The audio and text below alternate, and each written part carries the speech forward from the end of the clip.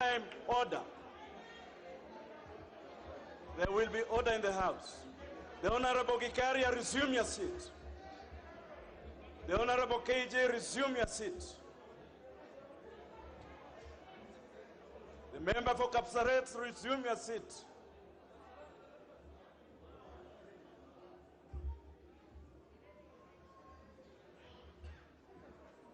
Honorable members, in regard to the Honorable Mbadi, and this is something that happened in the full sight of the Speaker.